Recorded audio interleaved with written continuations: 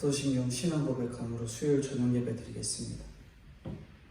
전능하사 천지를 만드신 하나님 아버지를 내가 믿사오며 그 외아들 우리 주 예수 그리스도를 믿사오니 이는 성령으로 잉태하사 동정녀 마리아에게 나으시고 본디오 빌라도에게 고난을 받으사 십자가에 못 박혀 죽으시고 장사한 지 사흘 만에 죽은 자 가운데서 다시 살아나시며 하늘에 오르사 전능하신 하나님 우편에 앉아 계시다가 저리로서 산자와 죽은 자를 심판하러 오시리라. 성령을 믿사오며 거룩한 공회와 성도가 서로 교통하는 것과 죄를 사하여 주시는 것과 몸이 다시 사는 것과 영원히 사는 것을 믿사옵나이다. 아멘. 기도하겠습니다. 거룩하신 주님, 은혜와 사랑을 진심으로 감사합니다. 주일 말씀을 통해 하나님의 잔치에 참여하라고 말씀해 주신 주님, 저희는 하나님의 잔치에 참여하기 위해 부름을 받았지만 하나님의 잔치에 기쁘게 반응하지 못하고 내 사업과 내 생각과 여러 형편에 사로잡혀 주님의 부르시는 이 신호에도, 이 초청 잔치에도 하나님, 저희는 반응하지 못하는 연약한 죄인이었음을 하나님 아버지 앞에 회개합니다. 주님 불쌍히 여기시고 말씀을 통해 초청을 부름받은 저희들이 하나님 아버지 앞에 엎드려지며 특별히 주님이 부르시는 주님의 그 신호에 민감하게 반응하며 내 것을 돌아보고 세상 것을 돌아보지 않게 하시고 오로지 하나님의 그 뜻과 계획을 바라보며 참 천국의 잔치를 믿음으로 참여하기에 부족함 없도록 주님 은혜로 함께하여 주시고 말씀이 들리는 저희들이 되게 하여 주시옵소서.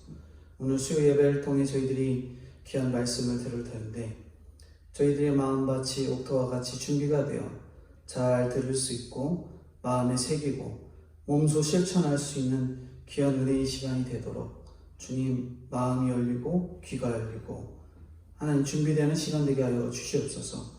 감사드리오며 거룩하시고 은혜가 풍성하신 예수님의 이름으로 기도드리옵나이다. 아멘. 성경 말씀 보겠습니다. 성경 말씀은 로마서 3장 1절부터 8절까지 말씀입니다. 로마서 3장 1절부터 8절까지 제가 봉독해 드리겠습니다. 로마서 3장 1절. 그런즉 유대인의 나음이 무엇이며 할례의 유익이 무엇이냐? 범사에 많으니 우선은 그들이 하나님의 말씀을 맡았음이니라. 어떤 자들이 믿지 아니하였으면 어찌하리요? 그 믿지 아니함이 하나님의 미쁘심을 패하겠느냐? 그럴 수 없느니라. 사람은 다 거짓되되 오직 하나님은 참되시다 할지어다. 기록된 바 주께서 주의 말씀에 의롭다 하심을 얻으시고 판단받으실 때에 이기려 하심이라. 함과 같으니라. 5절입니다. 그러나 우리의 불의가 하나님의 의를 드러나게 하면 무슨 말 하리요? 내가 사람의 말하는 대로 말하노니 진노를 내리시는 하나님이 불의하시냐? 결코 그러지 아니하니라.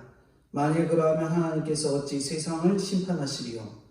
그러나 나의 거짓말로 하나님의 참되심이 더 풍성하여 그의 영광이 되었다면 어찌 내가 죄인처럼 심판을 받으리요?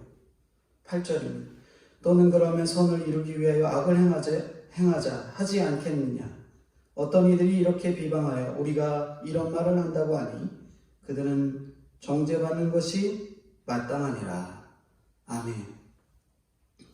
오늘 로마서 3장 1절부터 8절까지 거짓과 참에 대해서 말씀합니다.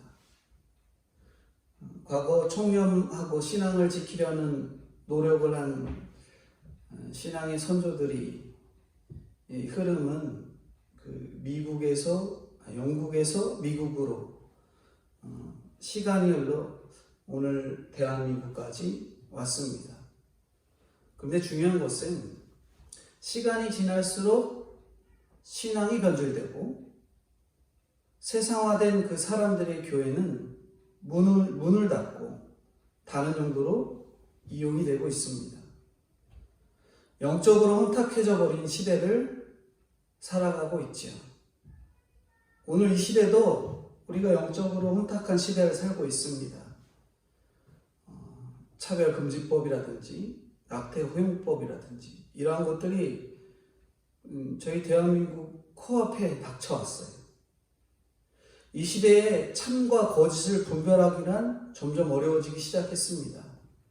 목회자들까지도 낙태 허용법이라든지 차별금지법에 대해서 찬성하는 이들이 있고요.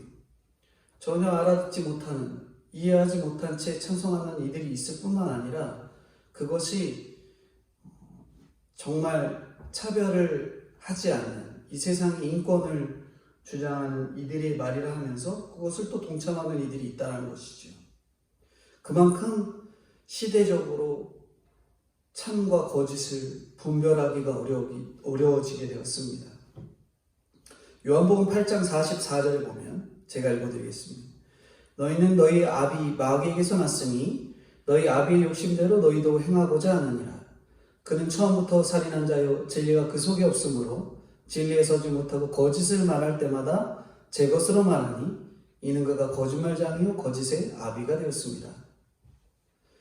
사람은 거짓의 아비에게서 나서 근본적으로 거짓말쟁이다 라고 말하고 있어요. 에덴 동산에서 하와는 하나님이 금하신 나무의 열매를 먹으면 눈이 밝아져서 하나님처럼 되리라는 이 뱀의 거짓에 속아 넘어갔죠. 유대인은 예수님이 하나님의 아들이라는 진실을 보지 못하고 예수님이 하나님을 자칭했기 때문에 죽어야 한다라는 그런 거짓말에 휘말렸습니다.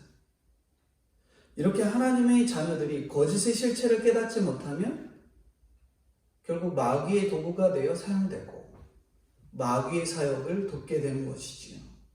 그러므로 우리가 이 마귀가 내 속에 어떤 거짓과 어떤 악을 두었는가 우리가 두루 살펴야 됩니다. 첫 번째로 우리가 살펴봐야 될 것은 믿는 사람이 나았다라는 거예요. 믿는 사람이 나은 것이죠. 믿는 사람이 나은 것. 1절입니다.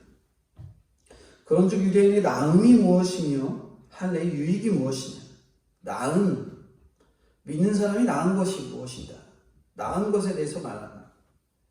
로마서 2장까지의 말씀에서 모든 인간이 죄를 범한다고 했습니다. 제 21가지 목록에서 자유할 사람이 단 한 사람도 없는 것이죠. 믿는다고 하는 유대인은 거기에다가 판단의 죄까지 범합니다.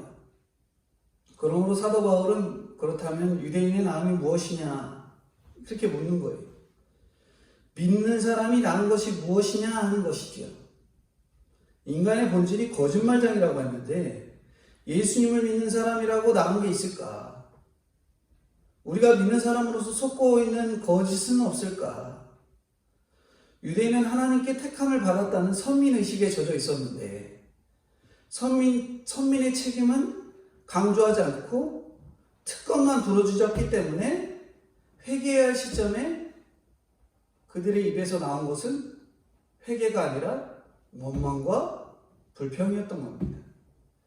인간의 타락이 가져온 악영향 중에서 가장 큰 것이 바로 원망이에요. 원망. 매사에 억울해하는 거죠. 이스라엘 백성들이 400년 노예 생활을 하던 애굽에서 구해주신 하나님께 애굽에서 먹던 고기가 그립다 그러면서 원망을 했어요. 나는 구원받았으니 가나안 천국이 목적이다 라고 하면서 애굽에서 혹은 세상에서 잘 먹고 잘 살고 싶어서 불평을 쏟아내는 거예요. 날마다 세상을 바라보면서 입만 열면 예수 믿어서 나아진 게 뭐가 있냐 이런 소리 하고 있는 거죠. 이처럼 예수 믿어도 하나도 나아진 것이 없다고 불평하는 것, 그것이 바로 마귀의 거짓에 놀아나는 것입니다. 2절입니다. 그럼에도 바울은 예수 믿는 사람이 범사에 훨씬 낫다고 합니다. 그 이유가 하나님의 말씀을 맡았기 때문이라는 거죠. 여기서 맡았다라는 이 말은 수동태로 쓰였습니다. 말씀대로 살라고 말씀을 맡기신 것이지요. 신명기 8장 2절부터 4절에 보면은 내 하나님 여호와께서 이 40년 동안에 내게 광야길을 걷게 하신 것을 기억하라. 이는 너를 낮추시며 너를 시험하사 내 마음이 어떠한지 그 명령을 지키는지 지키지 않는지 알려 하심이라. 너를 낮추시며 너를 줄이게 하시며 또 너를 알지 못하며 내 조상들도 알지 못하던 만나를 내게 먹이신 것은 사람이 떡으로만 사는 것이 아니요 여호와 입에서 나오는 모든 말씀으로 사는 줄을 내가 알게 하려 하심이라. 이 40년 동안에 내 의복이 헤어지지 아니하고 내 발이 부르트지 아니하였느니라 이렇게 말씀합니다. 사람이 떡으로만 사는 것이 아니라 말씀대로 살라고 말씀을 맡겨주셨기에 이것을 깨닫게 하시려고 광야의 시간을 허락하셨던 겁니다. 그리고 신명기 8장 6절에 보면 내 하나님 여호와의 명령을 지켜 그의 길을 따라가며 그를 경외할지니라 말씀하십니다. 하나님이 우리에게 원하시는 것은 하나님의 말씀을 지키고 그의 길을 따라가며 주님을 경외하는 거예요. 근데 우리는 예수님을 믿어도 변함이 없죠. 이렇게 말합니다. 주님, 제가 먹을 것, 입을 것 있으면 잘 믿을 것 같습니다. 하나님, 제가 주님을 이렇게 잘 믿고 헌신하는데 우리 아이는 좋은 대학 붙여줘야 되는 거 아닙니까? 이런 다양한 원망과 불평이 입에 붙어 사는 거예요. 예수 믿어도 되는 게 뭐가 있냐고 하는 우리에게 하나님은 40년 동안 이스라엘에게 만나와 메추라기를 먹이시고 의복과 신을 다 주셨던 거예요.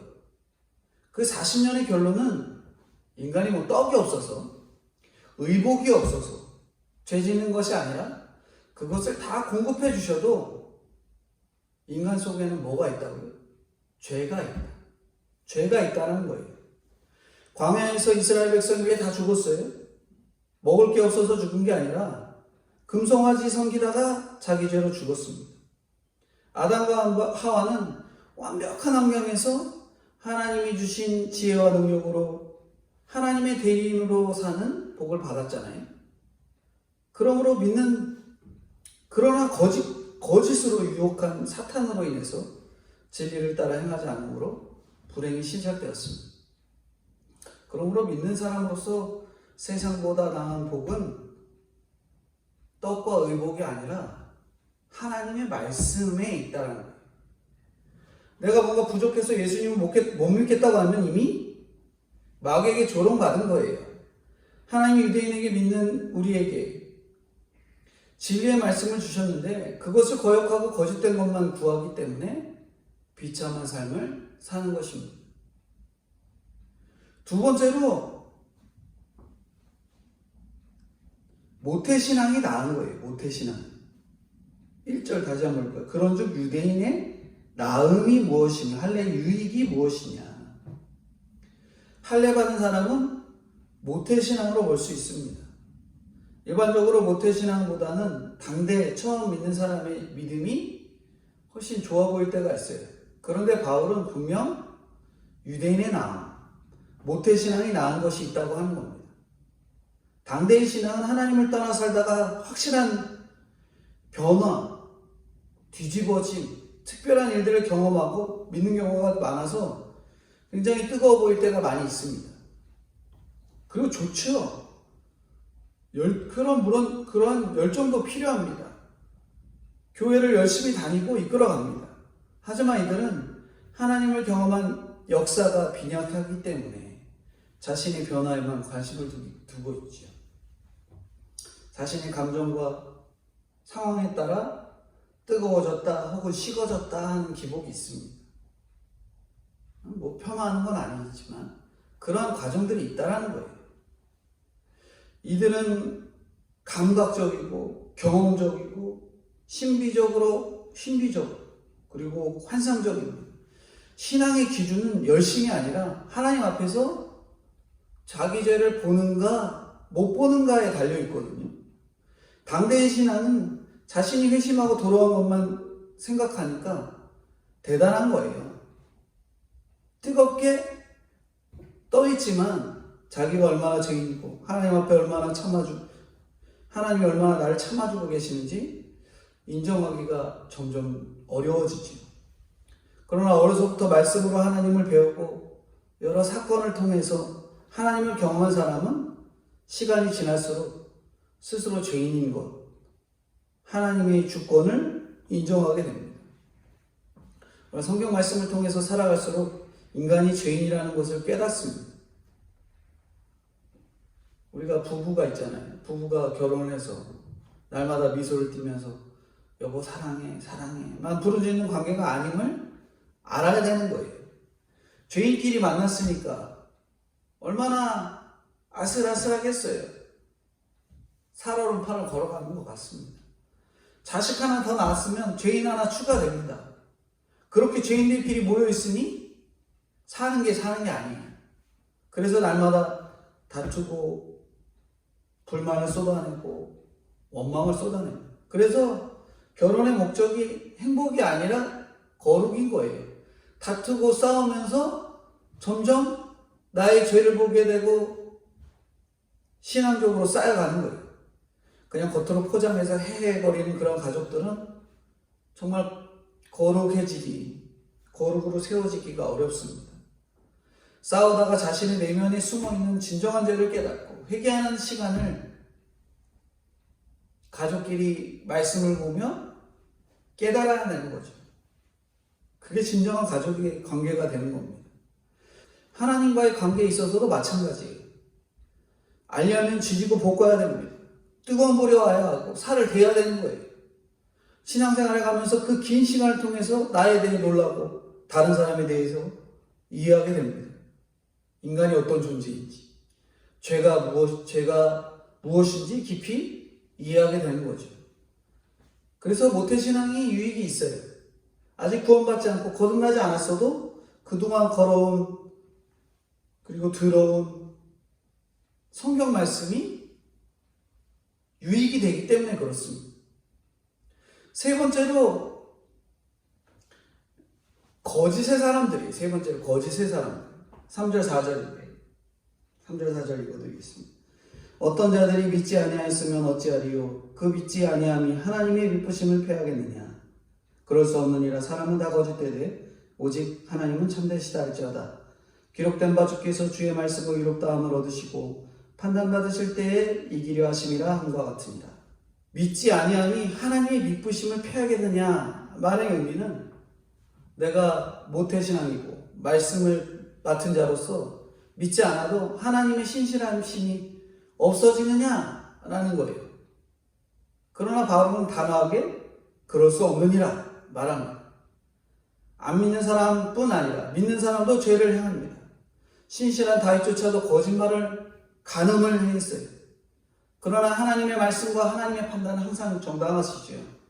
하나님 누구에게도 판단받지 않으시고 항상 정확한 판단으로 승리하시는 분이십니다. 어떤 경우에도 하나님은 의롭고 참되시는 분이시죠. 내가 믿고 안 믿고에 따라서 하나님의 신실하심이 판단되는 게 아닙니다. 우리는 누구에게도 판단받고 있습니다. 또 누구에게 판단받아요? 세상 가운데 기독교인들이 판단받는다고 흥분하고 노하고 거꾸로 좋아하고 우리가 일비하지 말아야 합니다. 다만 누구에게 판단받느냐가 중요한 거죠. 나보다 성숙한 사람들의 판단도 유익할 때가 많은데 하물며 하나님의 판단이 얼마나 좋을까? 얼마나 좋겠어요. 5절입니다. 5절. 그러나 우리의 불의가 하나님의 의를 드러나게 하면 무슨 말하냐? 내가 사람의 말하는 대로 말하노니 진노를 내리시는 하나님이 불의하시냐? 이게 무슨 말이에요? 내 죄가 클수록 하나님의 신실함이 나타난다는 뜻이에요.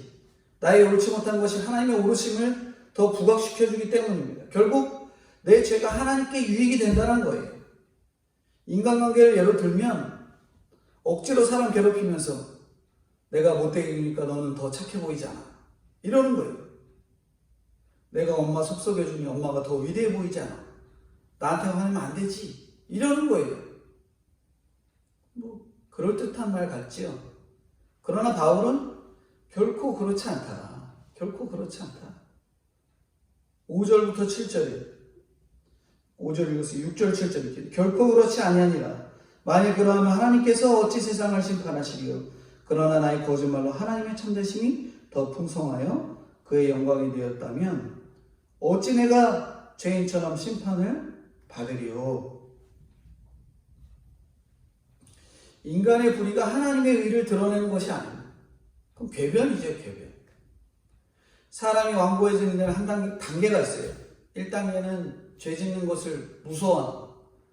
2단계는 죄를 지어도 마음이 완고해져서 절대 회개하지 않는 것.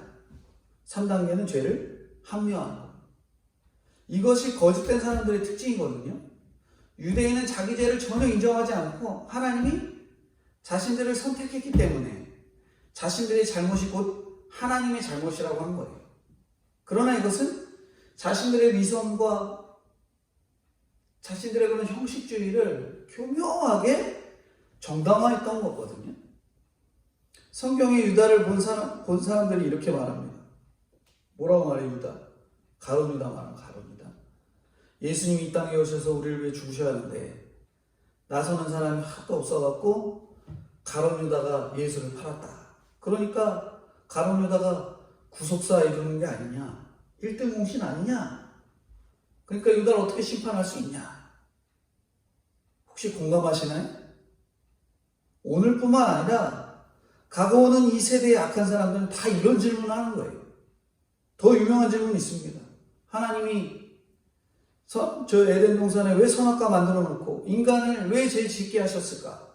인간이 무슨 죄가 있냐? 다 선악과 만든 하나님 잘못 아니냐? 그렇게 말한다는 거예요. 하나님이 인간 사랑한다고 하시면서 왜 천국도 만들어 놓고 지옥도 만들어 놓냐?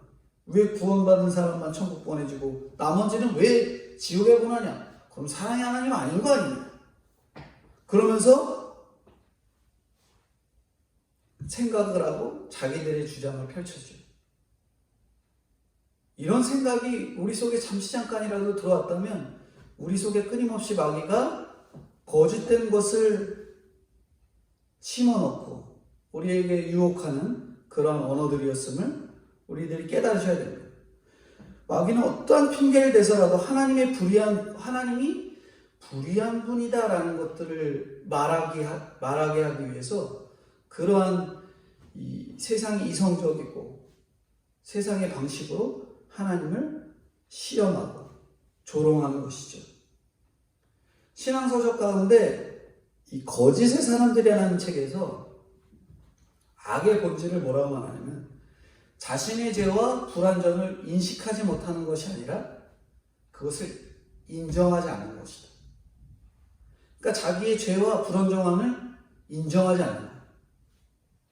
성숙한 사람은 자신이 불완전하다는 것, 성장이 필요한 자라는 것, 그것을 인정하는 것입니다. 우리가 세상적으로 똑똑하고 뛰어나도 내가 정말 불완전하고 아직도 배울 것이 많다는 것을 인정하는 것. 그것을 인정하는 사람입니다. 그러나 거짓의 사람들은 자기 잘못을 직면하는 대신에 다른 사람을 공격합니다. 자기도 죄에 빠져갖고 나는 완전한 사람이야. 나 어느 누구도 나를 공격할 수 없는 사람이야. 내가 도덕적으로 인격적으로 얼마나 훌륭한데 나한테 뭐라고 할 수 없다는 거죠. 자신의 알량한 자아가 정말 손톱만큼이라도 상처를 받으면 견디지 못할 뿐 아니라 완전한 파멸이라고까지 생각합니다. 자기 이미지를 완전하게 지키고자 애를 다 쓰는 거죠. 그래서 거짓의 사람들의 사악함을 정확하게 끄집어낸다는 것은 불가능합니다. 그들의 위장은 판독이 불가능한 거예요. 위장술의 도사. 거짓의 사람들이죠. 이 세상에서 가장 다루기 어렵고 치유가 안 되는 질병이 바로 자기를 포장하고 위장하는 것. 다른 사람에게든 자신에게든 자신의 참된 색깔을 있는 그대로 열어 보이지 않는 사람을 판독한다는 것은 정말 어려운 일입니다. 정신적으로 연약함과 장애, 중독의 문제를 숨기고 위장하기 때문에 치료의 기회를 놓치고 자신과 주변 사람들을 힘들게 하는 거예요. 우리가 하나님이 불의하시다라고 생각하는 부분이 어떤 것이 있습니까? 지금 혹시 우리가 하나님이 불의한 부분이 있지 않은가?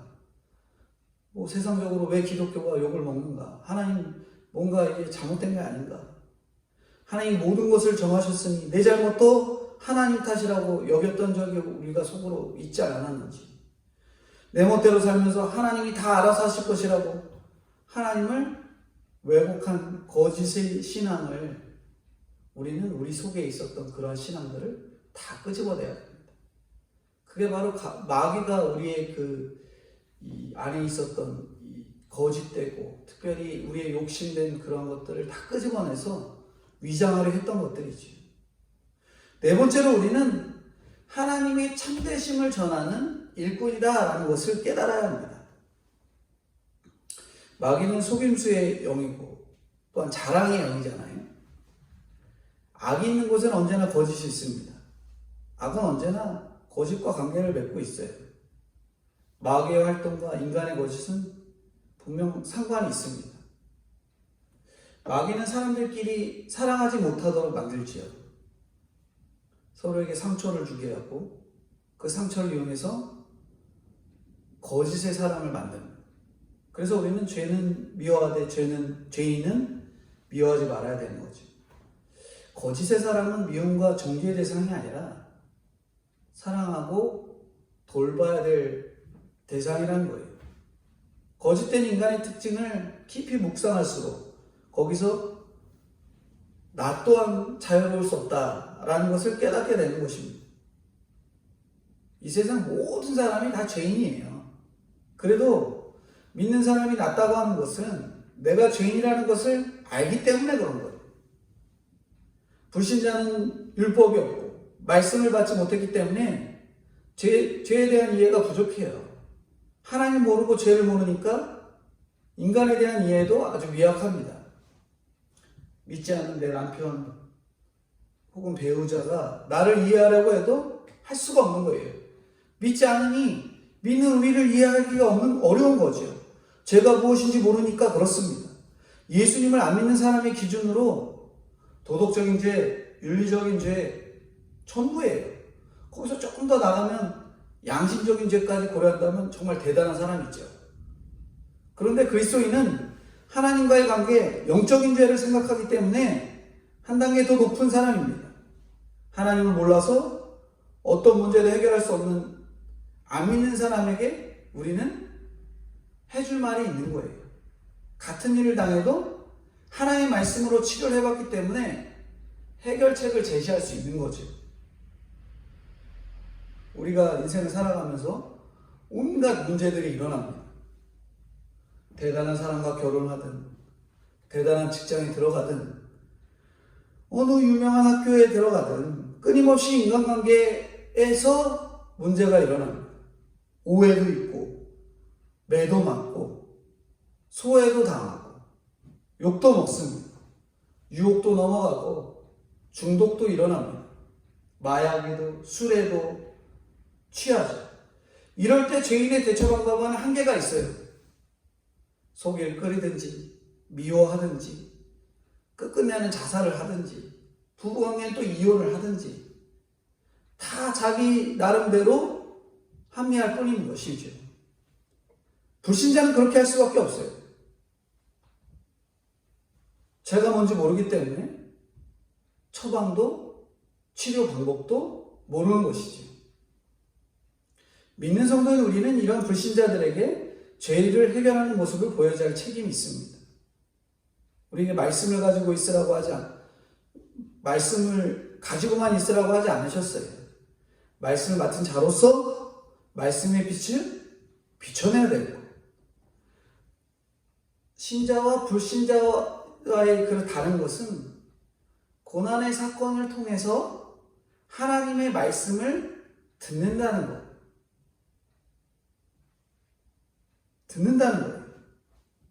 인생이 어디서 오고 어디로 가는지, 인생의 목적이 무엇인지, 하나님이 누구인지, 구원이 무엇인지, 그것을 설명할 수 있는 사람은 믿는 믿는 성도님들밖에 없는 거예요.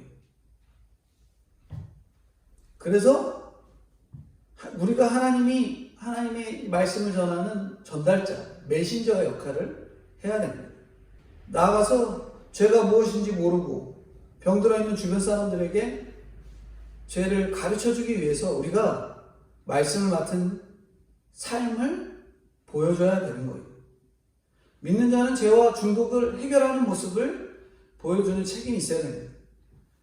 말씀을 전하는 저도, 듣고 있는 성도님들도 그동안 말씀을 듣고 성도의 역할이 무엇일까 라면은 그동안 우리가 죄를 짓고 내가 이건 끊어야 되는데 하지 말아야 되는가 했던 것들을 믿음으로 단호하게 끊어내어서 그 모습을 보여주고 그것을 통해 그리스도를 증거할 수 있는 역할을 감당하는 모습이 우리에게 필요하다는 거죠.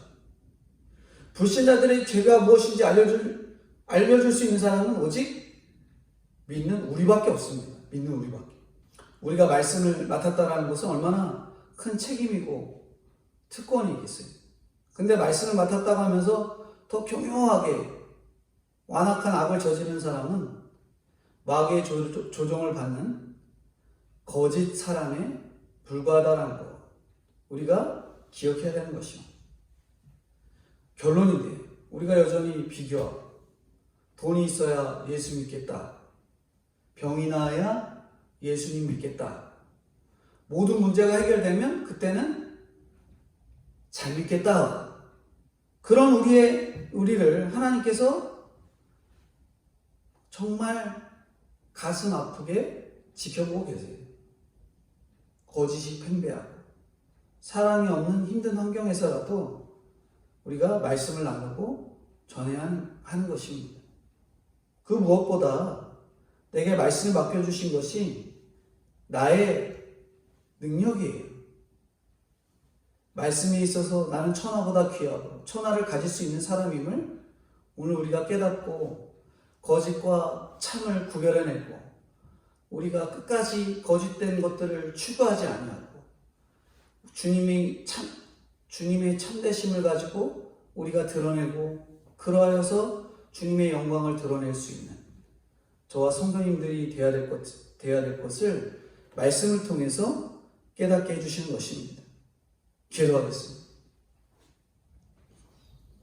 하나님, 아무리 힘들고 어려워도 말씀을 맡은 것 하나만으로도 제가 천하보다 귀한 인생임을 깨닫게 해주시니 진심으로 감사합니다. 오늘 말씀을 보면서 내 자신이 얼마나 많은 거짓에 속해 있는지를 깨닫게 인도해 주시니 감사합니다. 사람은 거짓되고 오직 하나님만이 참되심을 깨닫게 해주시니 또한 감사합니다. 그러함에도 사람에게 참된 무엇이 있을까 하고 기웃거릴 때가 많은 저희들입니다. 불쌍히 여겨주시고 그래서 힘들어할 수 없는 가정과 환경을 통해서 말씀으로 나를 비추고 사건을 주심에 감사하노니 주님, 그런 사건과 사고 속에서 하나님을 몰랐던 그리고 하나님에 대해서 온전히 깨닫지 못했던 것들을 철저히 깨닫는 귀한 시간이 되게 하시고 나아가 하나님을 모르는 가족에게 죄가 무엇인지 그리고 하나님이 누구인지 진정으로 깨닫게 하는데 큰 역할을 감당하도록 주님 은혜를 함께하여 주시고 인도해 주옵소서. 청교도들이 자신의 신앙을 쫓아 길을 나섰던 것처럼 우리도 우리의 목적이 주님임을 깨닫고 세상에 의지했던 것들 또는 중독되었던 것들을 떠나서 주님을 향하게 하시고 당장 보이는 게 없고 잡히는 것이 없고 어둠만 가득한 현실 속에서 죄의 문제를 설명해 달라고 나에게 사건을 주심을 깨닫고 복음의 도구로 쓰임받게 기억하는 저희들이 되게 하여 주옵소서. 말씀을 맡은 자로서 인생이 어디서 오고 어디로 가는지, 하나님이 누구인지, 죄가 무엇인지, 구원이 무엇인지 설명해 줄 능력을 갖도록 주여 은혜를 허락해 주옵소서. 특별히 주님, 거짓에 속질 않기를 원합니다. 마귀에 조종당하지 않기를 원합니다.